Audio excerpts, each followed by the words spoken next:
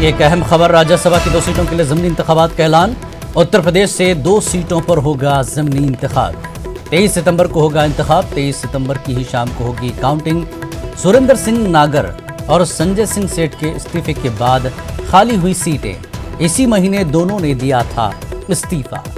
बड़ी खबर, राज्यसभा की 2 सीटों के लिए ज़मीनी इंतखाब का ऐलान। उत्तर प्रदेश से 2 सीटों पर ज़मीनी इंतखाब होगा।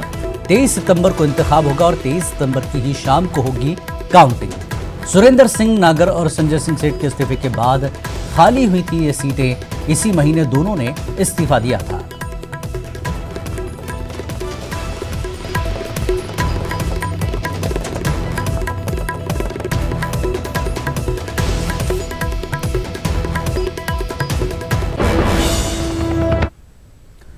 और पाकिस्तान ने जमीन से जमीन पर हदफ को निशाना बनाने की सलाहियत रखने वाले बैलिस्टिक मिसाइल गजनवी का कामयाब तजुर्बा किया है। पाक फौज के शोबे ताल्लुकात अम्मा ISPR के director major general Asif Ghafoor ने बताया कि गजनवी मिसाइल 290 किलोमीटर तक वारहेड ले जाने की सलाहियत रखता है।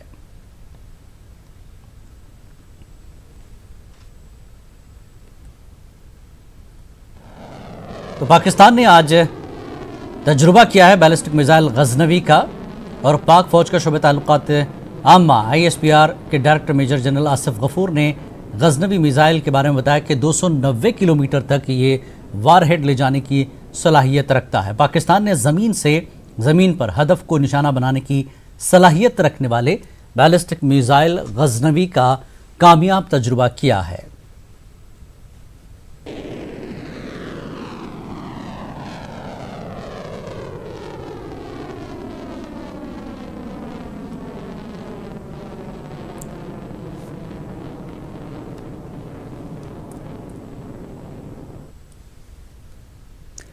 बीजेपी तर्जुमान सुब्रमण्यम स्वामी ने न्यूज़ 18 से खास बातचीत की। उन्होंने पाकिस्तान पर जमकर निशाना साधा। उन्होंने कहा कि पाकिस्तान का रिमोट अमेरिका के पास है, कभी भी पाकिस्तान में मिलिट्री रूल आ सकता है। हमारे साथ बातचीत करने के लिए हैं बीजेपी के वरिष्ठ नेता और राज्यसभा सांसद सुब्रमण्यम स्वामी। सर, जब से 370 हटाई है, पाकिस्तान लगातार धमकियां दे रहा है। पाकिस्तान कह रहा है कि हम भारत का एयर स्पेस बंद कर दें। अब देखिए, पहले तो 370 तो इनका कॉन्स्टिट्यूशन में ही था, हमारा कॉन्स्टिट्यूशन में था, जम्मू कश्मीर का भी कॉन्स्टिट्यूशन में नहीं था। तो हमारी कॉन्स्टिट्यूशन में किसमें संशोधन लाएंगे नहीं लाएंगे, इनका इसमें क्या अधिकार है बोलने के लिए। और ऐसे कमज़ोर जिसका दिवालापन निकला हुआ है, अमेरिका की भीख पर जिंदा है, ये हमें धमकी दें तो हम भी उनको उल्टा बता सकते हैं कि भाई तुम्हारा भी हम हालत करेंगे। क्योंकि आज पाकिस्तान में कुछ देश के अंदर तो कुछ पैदा ही नहीं होता है, कोई उत्पादन नहीं होती है, सारा बाहर से अमेरिकन पैसा का उपयोग करके वो जिंदा रहते हैं। तो ये जहाज़ तो हमारे पास से ही जाती है, हमारी पानी से जाती है, हाँ हमारी पानी से ही जाती है, तो इसीलिए हमारे समुद्र के पानी से जाती है, तो हम उनको रोक सकते हैं। जब हमारे पानी में है हम ये भी कह सकते हैं कि भाई हमें इन्फॉर्मेशन मिला कि उसमें ड्रग्स थे, उसमें हथियार थे, नाजायज़ हथियार थे, उसके लिए हमने किया। ऐसा हमें तो अनेक कारण दे सकते हैं, इंटरनेशनली एक्सेप्टेबल कारण दे सकते हैं। फिर तो कराची बंद हो जाएगा, फिर तो ये भूखे मर जाएंगे। सर, लगातार पाकिस्तान के कई सारे मंत्रियों के बयान आ रहे हैं। एक मंत्री कह रहे हैं कि अक्टूबर-नवंबर में हमारा युद्ध हो जाएगा। हाँ, हम तो उसके लिए तो तैयार हैं। बड़ी किसके साथ करेंगे? लाठी और चाकू से? इनके पास है क्या? ये न्यूक्लियर बॉम्ब भी बटन तो अमेरिका के पास है। चाइना तो इनको साथ नहीं देने वाली है। चाइना आवाज़ करने के लिए तैयार है, सहानुभूति रखने के लिए।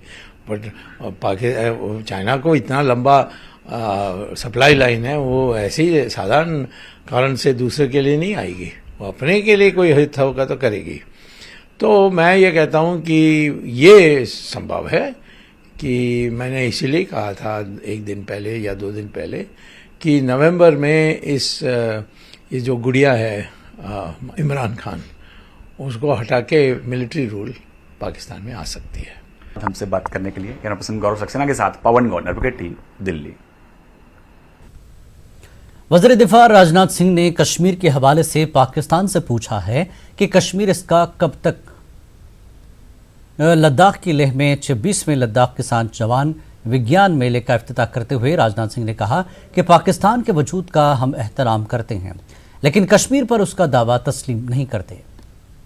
मानता हूं कि हमारी लद्दाख की जनता, जम्मू कश्मीर की जनता हमारी इस फैसले के साथ खड़ी है, लेकिन पता नहीं क्या हमारे पड़ोसी मित्र को हो गया है।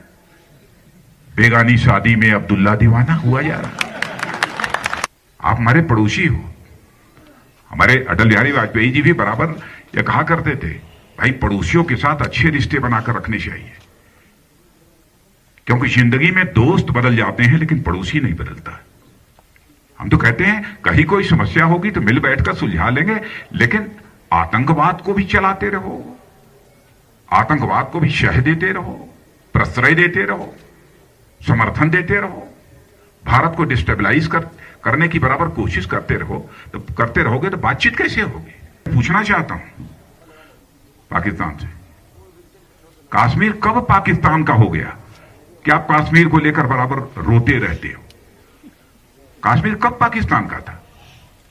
अरे भाई, पहले तो जो आज पाकिस्तान बना है वो तो भारत का ही हिस्सा था।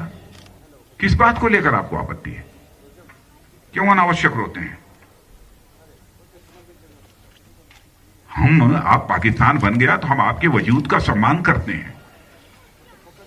इसका मतलब यह नहीं है कि जो मन में आए वो आप बोलते रहें और जानबूझकर बड़े प्लान्ड वे में कश्मीर के सवाल पर बराबर बयानबाजी करते रहें। दुनिया का कोई देश इसकी इजाजत आपको नहीं देगा। वज़ीर दिफा राजनाथ सिंह ने लेह में लद्दाखी किसान जवान विज्ञान मेले का इफ्तिताह किया। इस मौके पर उन्होंने दफा 370 के हवाले से बात की। उन्होंने कहा कि यह हमारा मंसूबा था कि मुल्क में एक प्रधान और एक निशान होना चाहिए। यह हमारा कमिटमेंट था। ऐसा नहीं है कि एकाएक हम लोगों की गवर्नमेंट बनी और हम लोगों ने उसे वो कर दिया। हमने देश की जनता के साथ धोखा नहीं किया है, छला नहीं है। प्रारंभ से ही, जब से हम अस्तित्व में आए हैं, माने पार्टी के रूप में, भारतीय जनसंघ से लेकर भारतीय जनता पार्टी के रूप में बराबर कहते रहे हमारी सरकार बनेगी, धारा 370 समाप्त होगा और जम्मू कश्मीर भारत का इंटीग्रल पार्ट होगा ही होगा। एक विधान, एक निशान और एक प्रधान होगा सारे देश का। दो विधान, दो निशान और दो प्रधान नहीं चलेंगे। वज़ीर दाखिला अमित शाह गुजरात में हैं। उन्होंने गुजरात में बैटरी से चलने वाली बसों का इफ्तिताह किया। अमित शाह ने गुजरात के अहमदाबाद में इन बसों को हरी झंडी दिखाई। अहमदाबाद में अमित शाह ने शजरकारी मुहिम में भी शिरकत की।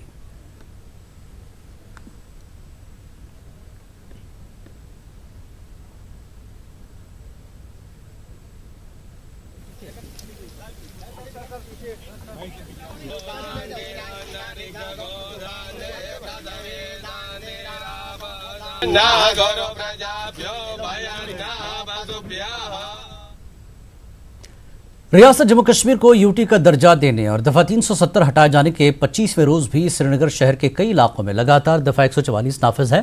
मामूलात जिंदगी बुरी तरह मुतासर है। नज़्म नस्क को बरकरार रखने के लिए हसास मकामात पर सिक्योरिटी फोर्सेस हाई अलर्ट पर हैं। निजी ट्रांसपोर्ट शहर के अक्सर इलाकों में चलता नजर आ रहा है।